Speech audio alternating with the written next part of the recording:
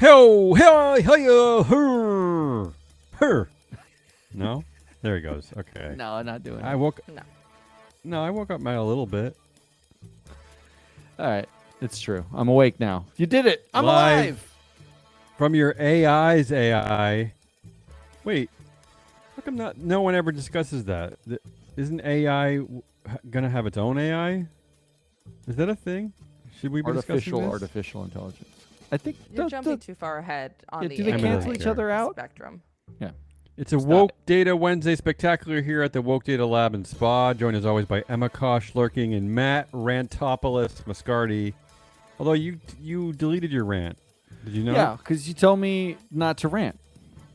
Just don't depress Emma and me every day. No. This is not going to be depressing. This is going to be funny and Okay. depressing. All right. As long as it's actually funny.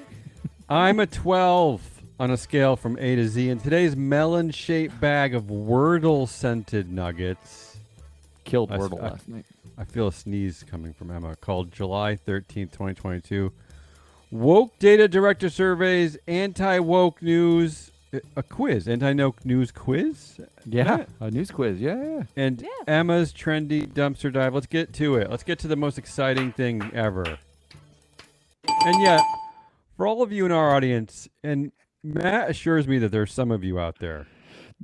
That's what I'm told. We know they're out there. I want you to step away from your desk, whatever you're doing. I want you to sit down somewhere in a position where you're praying to whatever you pray to and thank that entity that we are covering KPMG's 2022 Boardroom Diversity Survey. Wow. Yeah. Because no one else does. Whew. You know all these yeah, PDFs and reports and surveys that you see at your job all the time and no one ever talks about them, but you're forced to open them and kind of look through them, and we talk about it. So thank us. Are you saying they hate their lives and you should They thank might. us for reading it for you? They don't seem like the funnest bunch, so they might hate their lives. Did I just insult our audience? I can't tell. You just simultaneously demanded the audience thank us and Well, no. insulted them. Yeah, it's true. I did all of that. Let's do it. This is KPMG's 2022 Boardroom Diversity Survey called "Poised for Change?" ? But they should just call it that every year. Poised for change. Poised. I don't like the word poised. It's like it's got that. I don't like the oid title. sound, Moist. Are they poised. just- I don't- Are No, they I'm always going already to be out. poised for change, or are they actually going to change? I think No, it's gonna it's be like a poised spider. for a while. They're always Yeah. ready for the fly. It's gonna be a while, Okay. Emma. This is what they Okay. call it. This is to better understand how directors view the opportunities and challenges of enhancing diversity in the boardroom. The sleep KPMG at to Board better. Leadership Center. Do you know about this? The KPMG Board Leadership Center. How come we're not? How a are part we of not that? on this center Yeah. How are we at least not speaking at your events? every day? This is actually this show should just play in loop at the board. Okay, leadership they center. surveyed more than 700 directors, and yes, KPMG, you're welcome. We're covering your crap. Here we go. Actually, I like these surveys. I might be the only one. Here's the first question, and there was a bunch of stuff going on over 20 pages. I just kind of handpicked some stuff that amused me.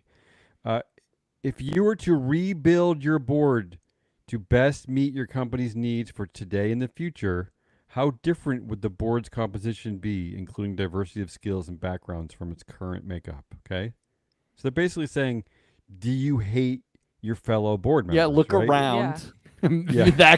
Those 7 people of 10 should be gone. That's what you're Are saying. you ready for this?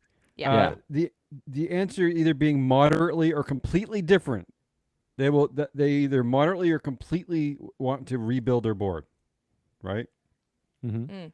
The global average is 63%. Wow. All right. That's No, that's troubling. Yeah. In the U.S., it's 56%. Mexico, the highest at 79%. There's a Wait, lot all of- they really asked is, do you hate everyone you're on the board with? And all that really says is, yes, I don't like people Well- and the people I'm on the board with.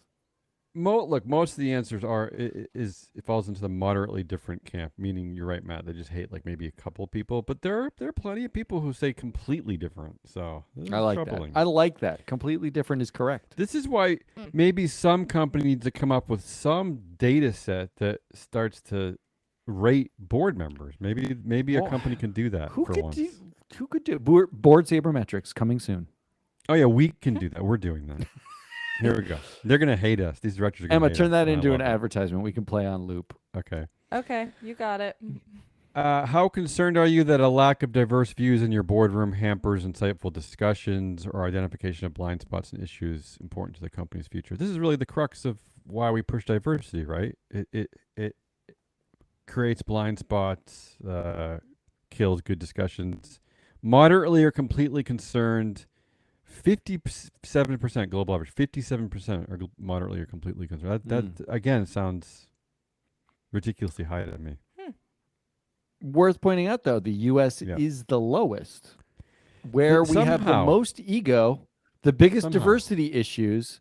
Somehow. Somehow, they're the ones least worried about this. And I will say, like the first question where Mexico was the highest, and now in this second one, Brazil is the highest. This is a market that we leave out maybe too much on the show, Latin America. Like we talk about Asia a lot for not caring, but Well, we gotta mix in more stories from Latin America. That's all I'm saying. I'm going to throw in the 700 directors.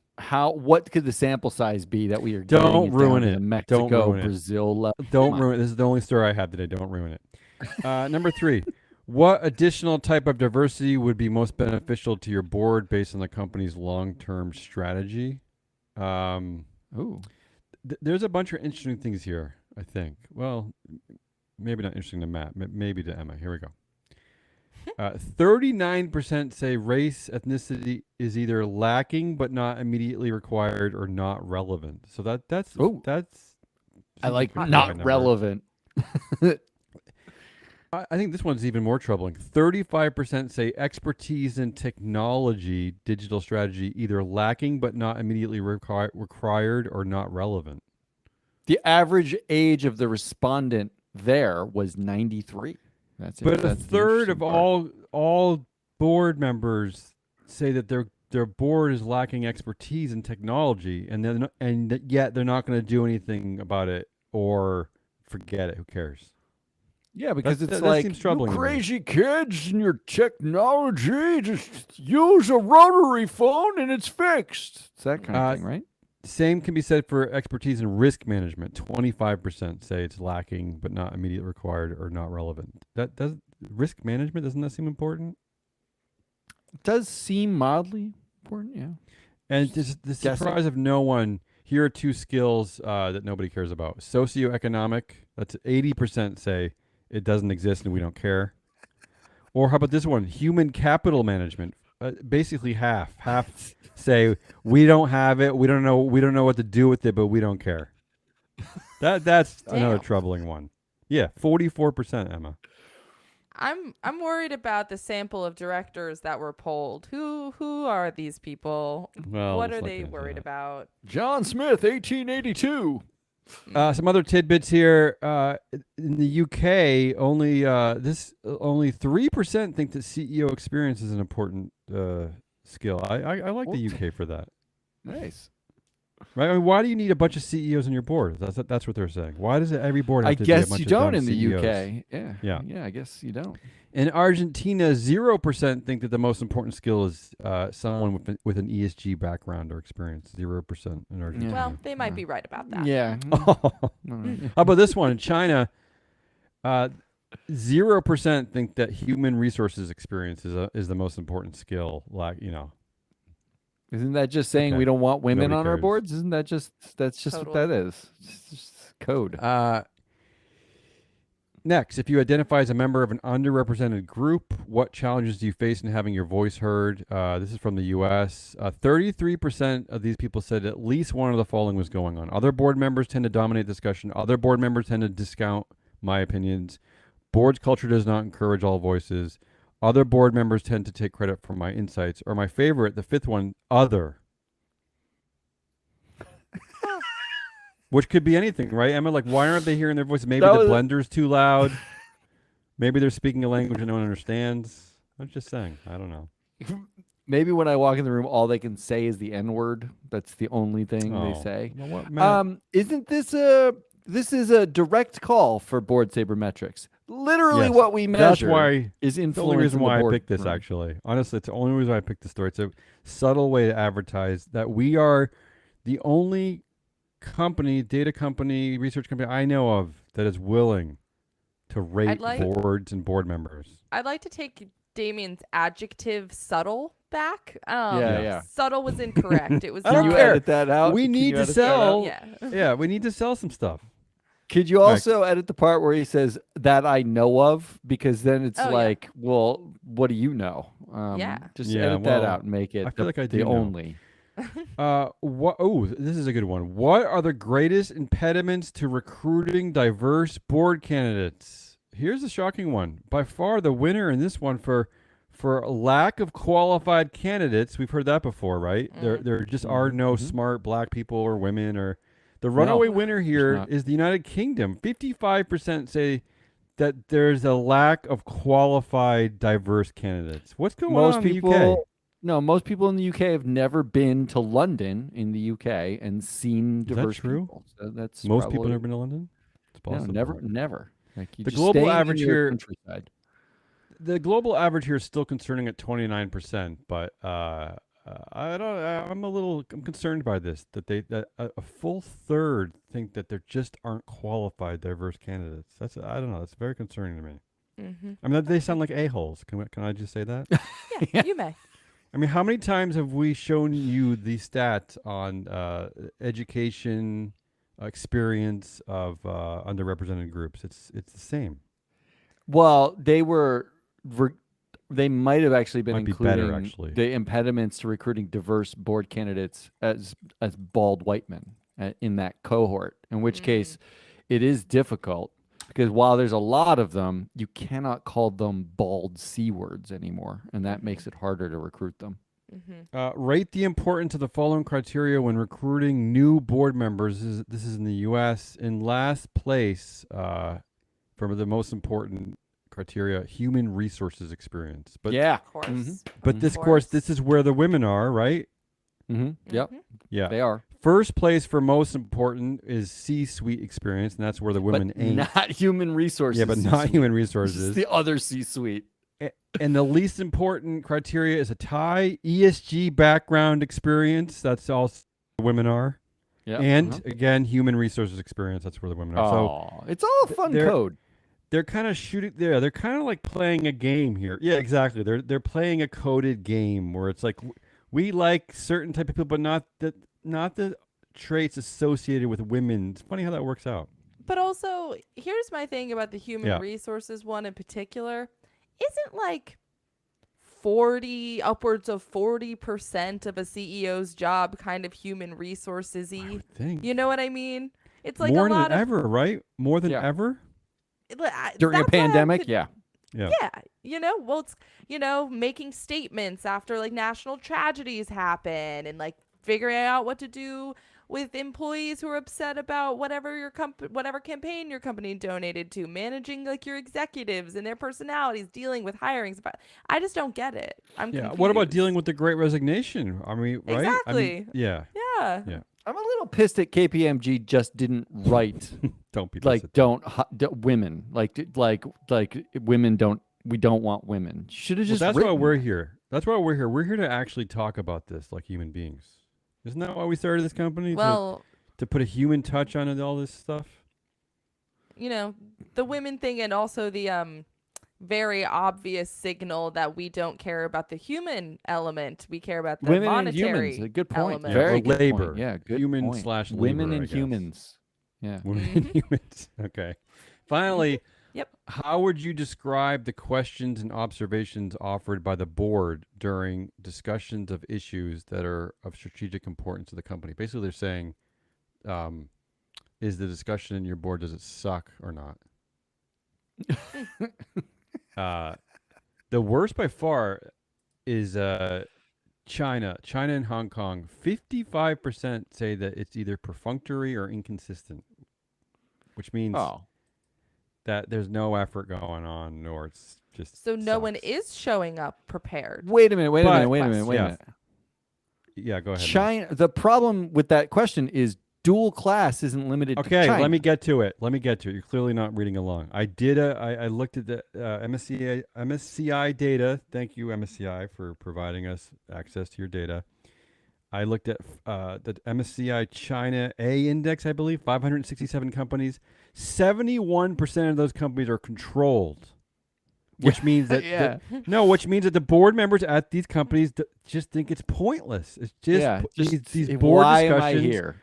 What am are I doing? pointless, and this is why we rant against things like Zuckerberg's, right? But KPMG, you need to reformulate the cohorts you're reporting here. It's not country based. That's structural, right? Like my job is pointless is directly the same at the Meta Platforms board as it is in a Chinese state-controlled company board. That's why I Like, did it's the extra same. work for them. That's why I did that work, because my spidey sense went Hire off. Damien, please. Oh, did I imagine me at KPMG? I can. Yeah. Am I more of Be a funny. P or a G? What am I? What category would I be in? How would how would the sorting hat slot me? I think you'd be a lowercase I'm so m. confused. All right, I'm done. You're done. You All spared. right. Yay. It's Let's get time to the for quiz, and I my promise not to look along. quiz. Come on, give me a don't, quiz. Don't look at the notes because I didn't hide this. But today I thought we could play a little game. It's not a big game, a little game. I'm going to read a headline. This is, and you're going to guess the outlet that published it, where it got published. This is Notes from the Anti-Woke. This is Anti-Woke News Quiz. If it helps, if you need a hint, I can give you a quote from the article or the name of the author and where they're from, like what their background is. But the person who gets closest with their guess is crowned anti-wokest. So let's do this. Okay. First headline. I'm going to be so woke, Emma, and suggest that we play as a team. Whoa. No, you've Matt already Cannon. lost. Whoa. Let's just quit the Okay. game. First headline. New ESG rules are hurting American farmers. That's the headline. Where was that published? Oh wait, We'll we start know with this, but- you. Yeah. You do. You know this. That's why I wanted to start easy. To get Yeah. you warmed Easy. up. Softball. I know Damien, this. We go ahead. covered You this go yesterday. first. That's oilpricechanges.com, oilprice.com, something like that. Oilprice.com. Oilprice.com. Emma, Yeah, we covered this yesterday at oilprice.com. it was actually originally written anonymously by Zero Hedge, but republished entirely on oilprice.com. That's correct. Absolutely correct. In which they blame ESG for making farmers poor. That's the point of that article. That's All what right, did it. next. That's what did it. That's what did it. It was the ESG. Okay. Every one of these, I'm going to give you what they blame ESG for.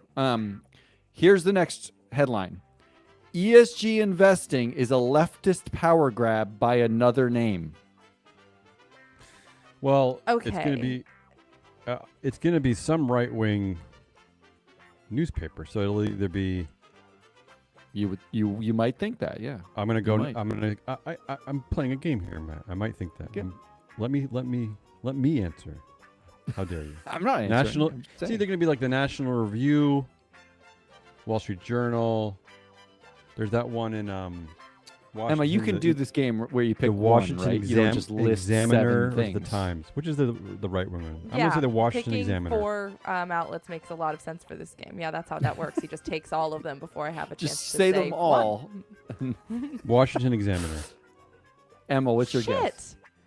All right. That was going to be my guess, but I'll go foxbusinessnews.com. Ooh, good one. Good guess. That was actually the Washington Examiner. Congrats to Damien. Well, That's it was right. It was one of few choices. It was written by Todd Rodica, who's the Attorney General in Indiana. And here's a quote from it. Jeez. Oh, God. Yes, that is correct. The It's like my Attorney worst General of Can I just say, Indiana.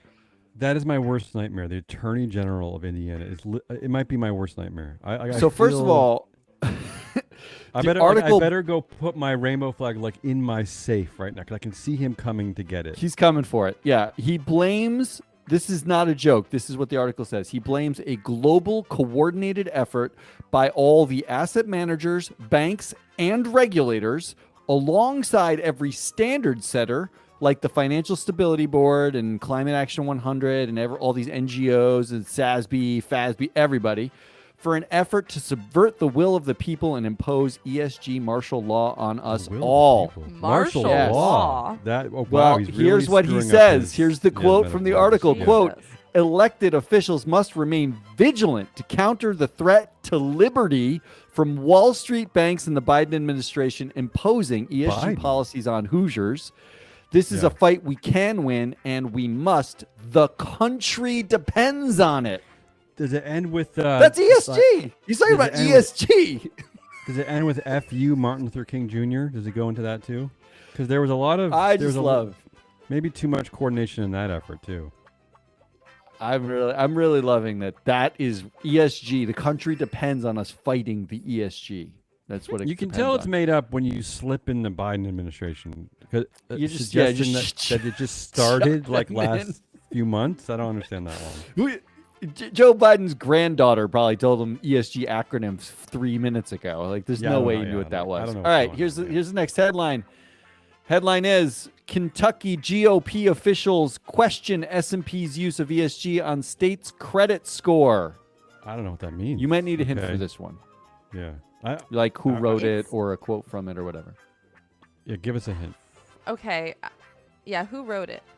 Okay, this was written by someone. This is their real name, Eric Andre. Steve Bittenbender. That's a real person. Who also writes for, I'm not joking, casino.org. Oh. What?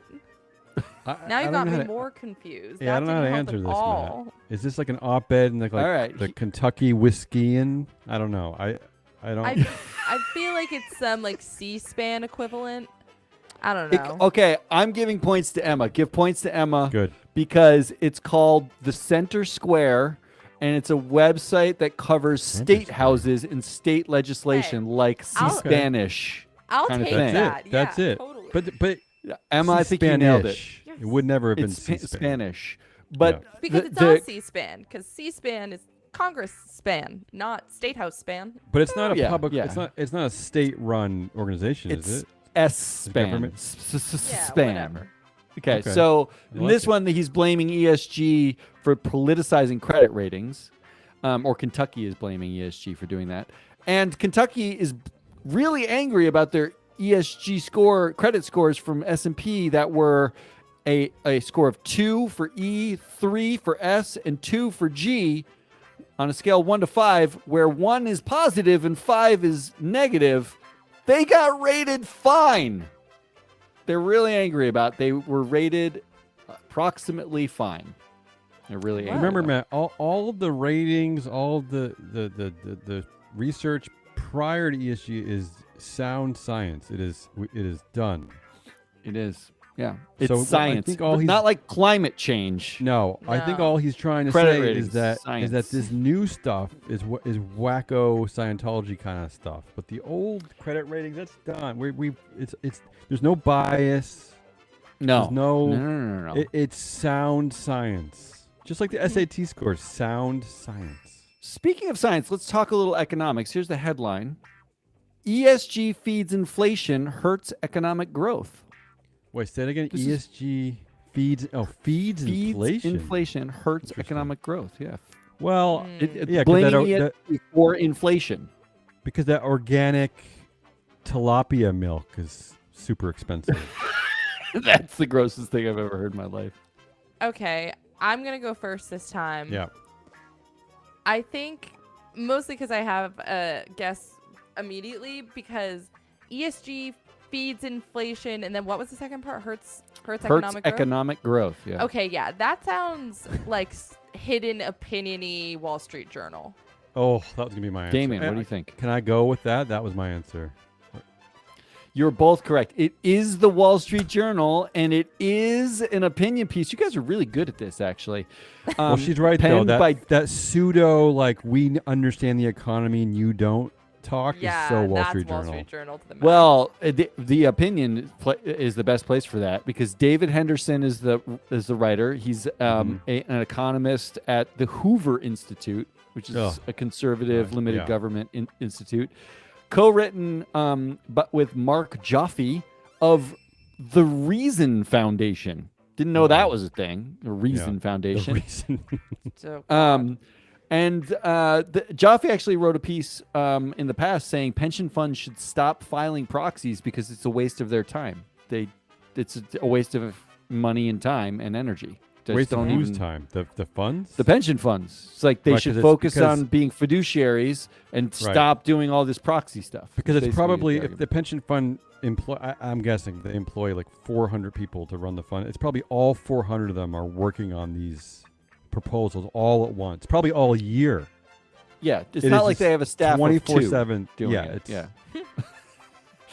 I'm going to skip ahead here because there's a bunch, and I want to get to my favorite, which is the last one. Wait, can I before you get to your favorite? Are there any women or let's just put it bluntly. Are any of these written by not white dudes?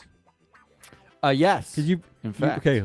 Yeah, I'm excited. Here it comes. You ready for this? Yeah. Okay. Here, we'll do two more. Ready? Yes. Yep. Here's the second to last is complete collapse. Here's how ESG destroyed one nation's economy.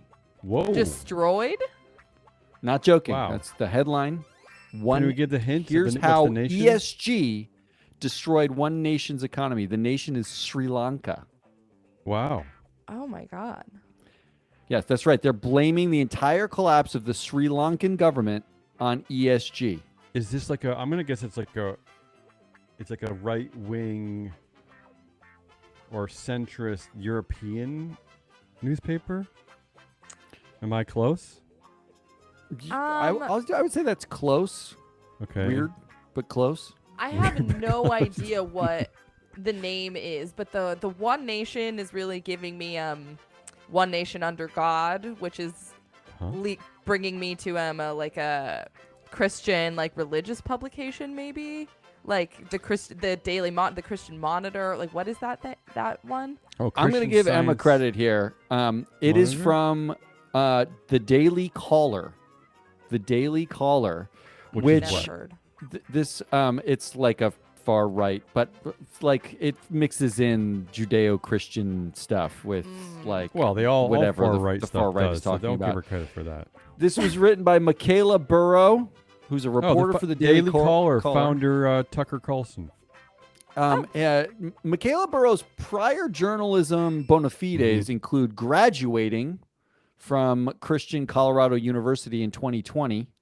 Hey. And then getting a master's in international policy in 2022. This is her first job, and she went straight for I'm an ESG and economics expert. Can you give us the highlights there? Like, what is it was the takeaway? basically, it was ghostwritten more or less by Peter Earle, a libertarian economist at the American Institute of Economic Research, which wrote he's written like 4 books on how the coronavirus lockdowns were on fickle science and terrible, and they hurt the economy. So in 2.5 years, he wrote 4 books. Damn. Yeah, he wrote a lot of books. Actually, a lot to say. Like a lot of unresearched stuff to say. He's basically quoted 16 times in the article. But what's can you give us the main takeaway of how the gist they tie is it to this? Yeah, go ahead. Because the Sri Lankan government signed an accord in which they were going to move from using normal fertilizer to organic fertilizer.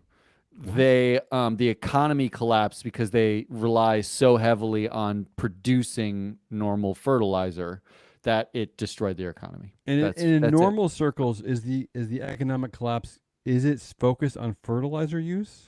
In normal circles, it's focused on the fact that Sri Lanka has been a family-run dictatorship for 40 years, and the people live in poverty and finally had enough, right? Like, I haven't read one article outside the Daily Caller that mentioned fertilizer. That's not one. Incredible.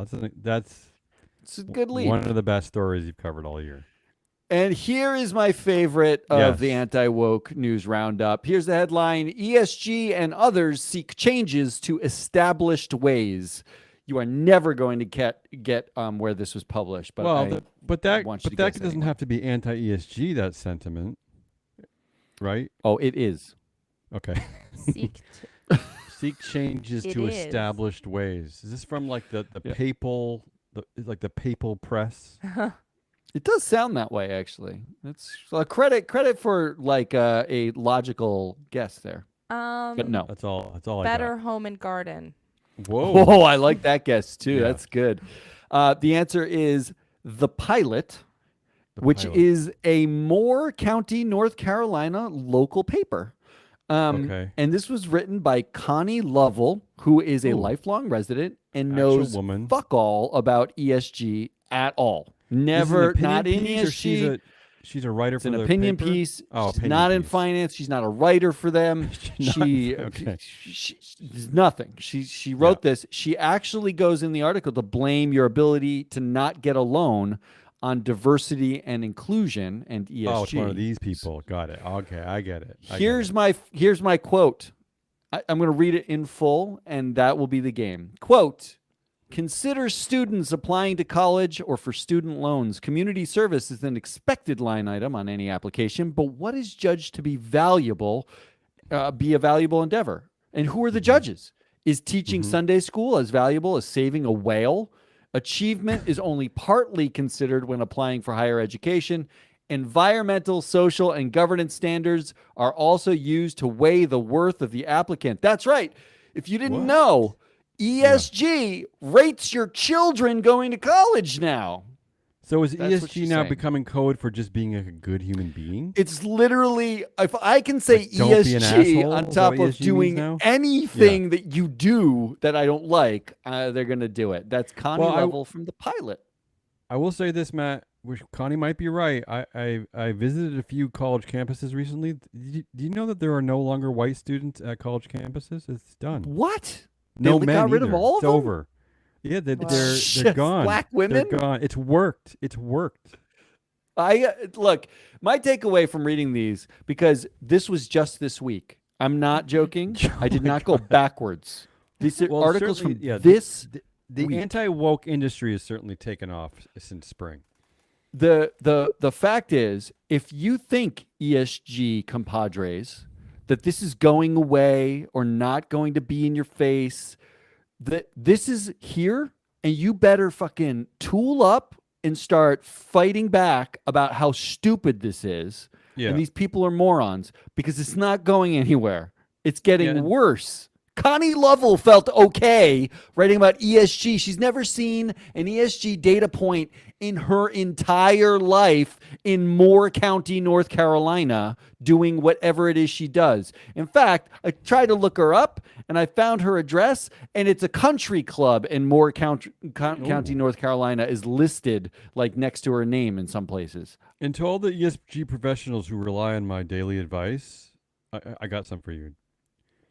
When you're responding to these types of arguments, you don't have to sound all finance nerdy. Just respond as a human being. Just shoot 'em Don't down. use data. Try this. Just talk. You have no idea what you're talking about. Shut the fuck up. That's what Elon Musk says. It works really well. Nobody likes your advice. That's it. And with that, let's wrap this sucker up. Yeah, come on, Emma. It's my turn. Finally. So here's the thing about my segment today. The trends sucked. The trends today sucked. They were boring. I don't believe like that. them. I don't believe that. See, Starbucks. I'm switching up my segment. I didn't like any of them this morning. So today I'm going to do Emma's should be trending woke Wednesday dumpster dive. Better. Okay, I'm scared. Let's do this. Yep. All right. Number 1. Global Gender Gap 2022. These 10 countries are the closest to parity. This is 2 parts, and they are mini quiz questions. Number 1. Firstly, guess which country you think is the closest to gender parity. Wait. Which is number 1? Can you quickly define parity? Nope. You're not going to define I like parity. that better. I like that. It's just a no, flat no. Finland. I'm going to go. Yeah, I was going to go Scandinavia, so I'll just say Norway. I'm going Scandinavia. Yeah. You guys just guessed the second and third on the list. Yes, Okay, baby. Denmark. Norway is third with 84.5% parity. Sweden. Right. Finland has 86% parity. What's and number one? The number one is Iceland with Oh, 90% Ooh, parity. Bjork, It's- baby. I love it. It's considered part of the Scandinavian. No, it's triangle not. there. Shut up. It's not. It is. Below that, I'll just quickly run through Yeah. 4 through 10. In fourth, we have New Zealand, then Sweden, Good. Rwanda, Nicaragua, Namibia, Rwanda. Ireland, and Germany. Namibia. Wait, yeah. Wait. So there are What's going on? See, usually it's like dominated by very, very, very, very white countries. So I'm Nope. kind of thrilled that you're saying that. Okay. Mm-hmm. Yeah, that's why Wow. I pulled it. I really liked it. That's why So I what want place this is the to be U.S. in? trending. Where's the Yeah. U.S.? Where's the U.S.? That is my Yeah. second question. Oh, and what how many- place- 37. It's What's the 37 out of list? 220. How many or countries in whatever. the list? Emma? 200. It's always 146 countries. Oh, it's weak. 37. Oh, then That- it's that a little bit sounds- higher than that. 20. That sounds right to me, Matt. 23 and a half. I'm gonna say 42. 23 and a half. I'm gonna say 42. 23 and a half, and Damien's 42. That does go to Matt because it is 27. Yeah. Well, why were you That's Why were right. you hesitating there? It Closest clearly without goes going to over. Matt. Closest without going over. Yeah. That's what it is. All right. Number 2. So that's what I think should be trending. The United States sucks. Iceland is amazing, apparently. Number 2. Amazon issued thousands of disciplinary notices for seemingly small infractions, documents show. Oh, I saw this. So Amazon is in the middle of a case with the National Labor Relations Board regarding the firing of one of their employees in 2020, and they had to produce all of these documents as required by the Labor Board. And so they released 600 specific disciplinary notifications. And here are some things that I learned here's one. From April 2019 to April 2020, Amazon issued 13,000 disciplinary notices in the recently unionized Staten Island warehouse alone. Just that warehouse. Over the course of 13,000. a year, 13,000. They had 5,300 employees. Okay, so that's about two per employee, Two and a half. right? Yeah. Yep. Every 6 months they yell at you. Right. The infractions from the disclosed disciplinary notices included meeting 94% of the company's productivity goal instead of 100%. Oh, wait a Being minute. off Wait a task. minute. Hold on. 94 is an A, isn't it? It's at least It an A is. minus. It's not even an A minus. That's an A. Yeah. I'm confused by know. that one. Being off task for 6 minutes, tallying 19 Being off products task in for a 6 minutes? So for 6 6 straight minutes if They you're, were off say, task. twiddling your thumbs. Well, I Mhm. don't know. I mean, I You don't would think you're discipline allowed someone 6 for minutes. that I don't break. know how long your bowel movements take, but Oh, 6 minutes is off task, right? Totally. yeah. It's true. They tallied 19 products in a storage bin that actually had 20. They exceeded break time by 4 minutes. Oh. And my favorite, they made 4 errors grabbing items for shoppers in a week where that employee had grabbed 15,800 correctly. Oh, you And get they got a Oh disciplinary my notice for God. the 4 they messed up. Wow. Yep. I gotta tell you, Emma. Here's the irony of that last one is that one time Amazon sent me something erroneously, and my family loved it. We didn't know what it was. I remember we played a game trying to figure out what it was. It was a great amount of fun. So I think that they're kind of wrong about this disciplinary action. I think that they should encourage this kind of tomfoolery. They did that to us too, and then when we tried to return it, they actually just said keep it. Yeah, yeah, that we and got we the were same like, response. "What? Same response. We're What like, am I what doing we with said, it?" They said keep it, and we said, well, what is it? And they didn't know. cool. All right.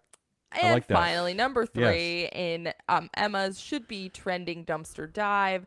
Starbucks returning CEO Schultz is giving Ugh. staff active shooter training and shuttering 16 stores after employee safety complaints. Oh.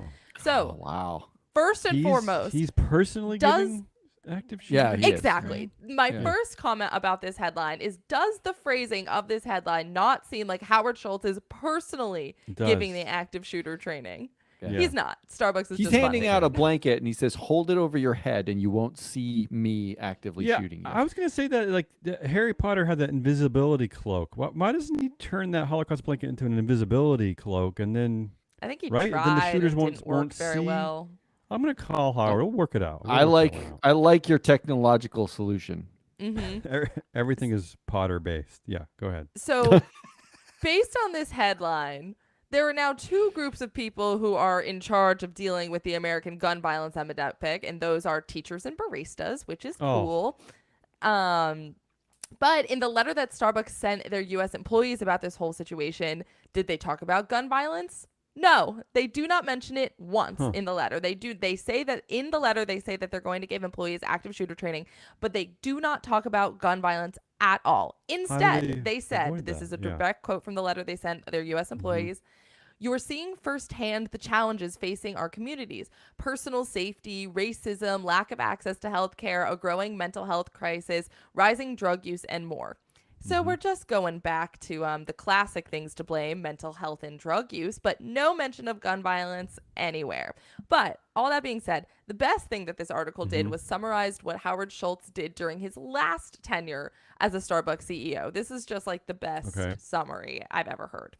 Upon his return, meaning Howard Schultz, upon his return, he led a mass firing of executives and employees, shuttered hundreds of stores, aggressively expanded into Chinese markets, and introduced a national loyalty program. That's a summary. That's pretty good. He really did it all. That's a busy CEO. Wait, so this was the time before he returned, because now he's returning to bust up the unions, and before he returned, he did some mass firings. I'm confused though. Because it says you're seeing firsthand the challenges facing our communities, the challenge of personal safety. Is that the challenge facing our community? It's code for gun violence, I guess. But I guess so. I don't. So what you're saying is that they offer the training, but they don't talk about guns. Is that what you're saying? Yeah, they're like, But they're the offering problems active facing our shooter communities training. I'm so confused. are all of these things that are not gun violence, but we are giving them active shooter trainings because for what reason, we don't know. Yeah, I'm sort of surprised by this. I thought Howard Schultz, he leans to the left on a lot of these social issues. So I although he is Mr. a Union Buster himself. Yeah, I know. It's I confusing, don't know, right? It's confusing. he leans. I think that lean is actually because he's like 80 years old and is leaning. Oh, it's a over lilt. It's a lilt. Yeah. Don't mistake the lilt. All right. Thank you, Emma Lurking. That's all I got for my should be trending dumpster. And you're welcome. Today. We didn't talk about Twitter today. You're welcome. We'll talk about it Friday. I wanted to. We got the good game tomorrow. We'll talk about it Friday. I wanted to. Damien's giving me my asshole of the week for not allowing me to talk about Twitter. That is Damien Rawlis and Emma Lurking. I am Matt Muscardi. We are Free Float Media. And this is the only place to get anti-woke news and woke news on a regular basis on Wednesdays. So use it. Speaking of anti-woke, plug our guest tomorrow, Matt. Plug our guest. Our guest tomorrow is Matt Orsag, who I was on his podcast. He's of the CFA Institute. You want to get fancy? The CFA Institute is the institute that trains financial analysts across the entire world. So that's what they do. Why is he talking to us then? He's talking to us because this is the only place you can get content like this. I was on his podcast, The Sustainability Story, which is the CFA Institute podcast, talking about ESG and board sabermetrics, what we do. He's coming here because I guilted him into returning the favor, and I'm sure he's going to drag his feet and hate it. Exciting news about the Sustainability Story. Spotify just released their rankings, podcast rankings. Number 1, of course, Joe Rogan. Number 2, some Pete Davidson something podcast. Number 3 is the Sustainability Story, Matt Orsag, CFA Institute. Really? That's just out, huh? I did not see that. Out. It's so fresh that I haven't even looked at the article yet. Can you screenshot that? Because I'm I'm worried that by the time I log into Pete Spotify, Davidson. Right behind. I'm worried that when I log in, it's going to not be there, and I want to send it to Matt to thank him. But ahead of Kevin Durant's podcast where he just plays Matt Orsag and Wordle. Ben Shapiro are just two sides of the same coin. That's it. We'll see you tomorrow. Goodbye.